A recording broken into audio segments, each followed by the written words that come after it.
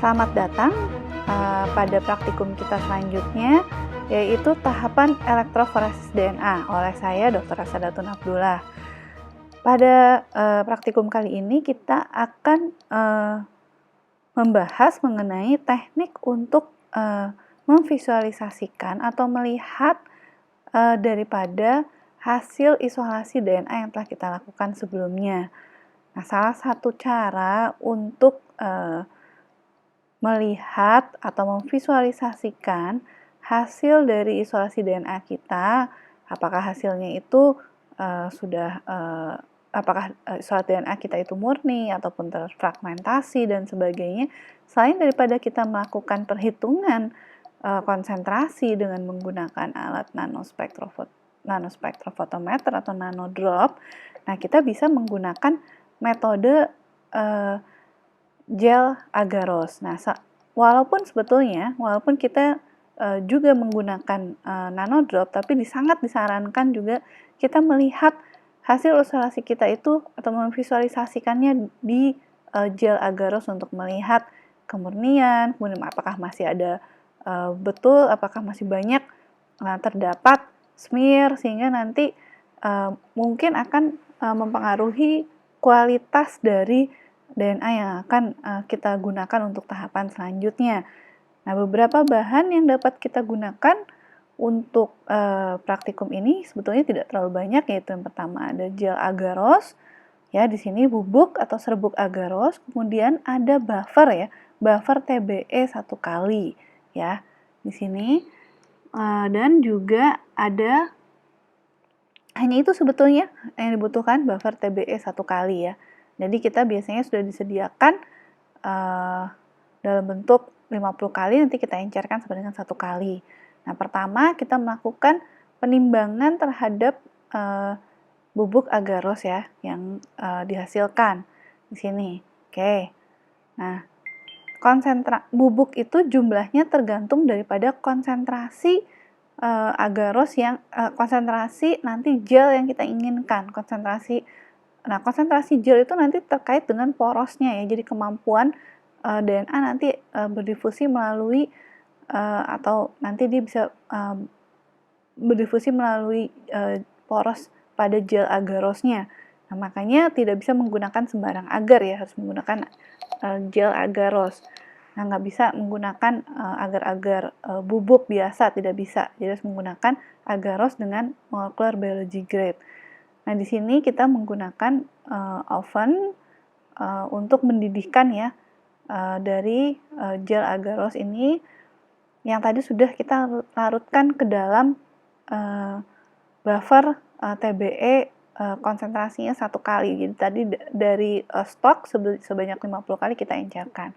Nah, kemudian kita cast atau kita cetak ke dalam cetakan gel agarose di sini.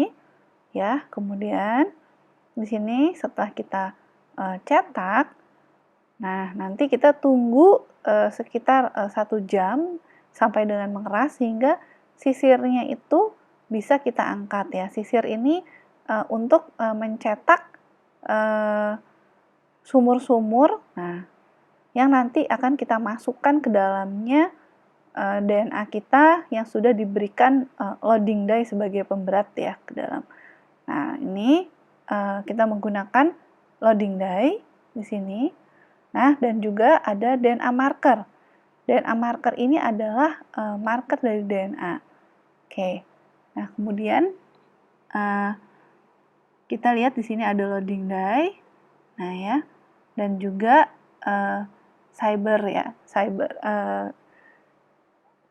pewarna dari gel agarose-nya. Oke, nah ini kita lihat ini adalah isolat DNA yang sudah kita simpan sebelumnya. Nah, bagaimana caranya? Kita biasanya menggunakan parafilm. Jadi bukan bagian kertasnya tapi bagian filmnya ya. Karena nanti cairan itu tidak akan menempel di situ.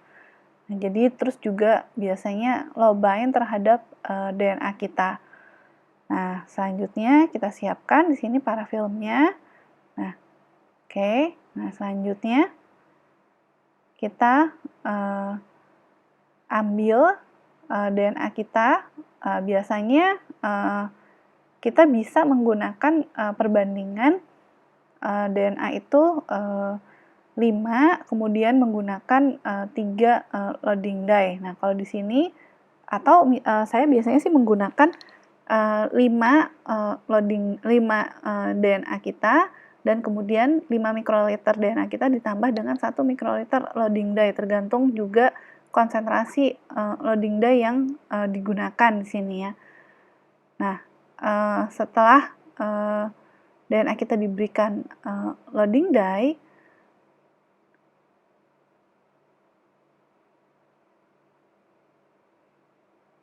ya, di sini loading die.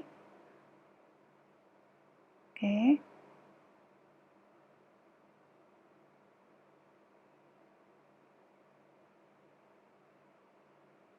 Nah, setiap alat itu biasanya optimasinya berbeda-beda ya, setiap lab.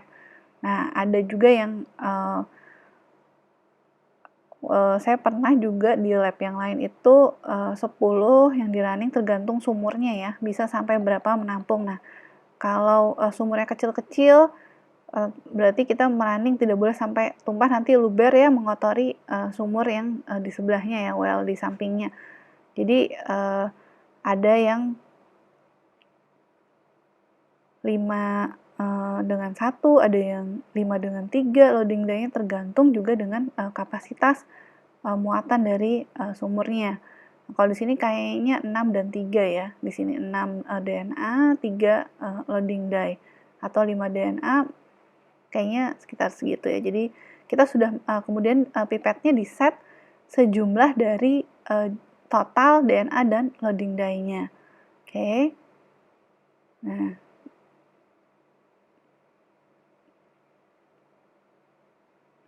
hati-hati masukkan ke dalam sumurnya ya, pelan-pelan seperti ini. Nah, jangan sampai tumpah.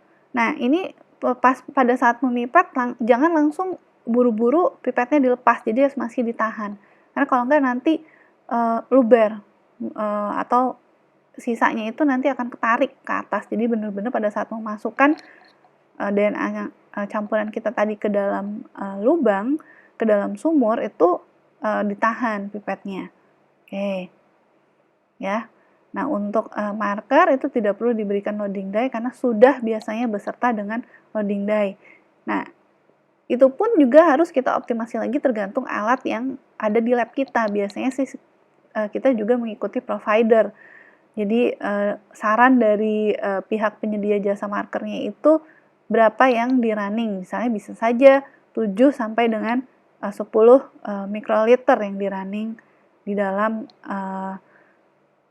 sumurnya ini. Jadi yang pertama itu biasanya yang kita running itu, yang kita letakkan bagian paling pinggir itu adalah marker ya, sebagai tanda bahwa marker itu juga sebagai kontrol positif dari proses elektroforesis. Jadi kalau markernya itu terseparasi dengan baik di gel agarose, maka proses visualisasi kita bisa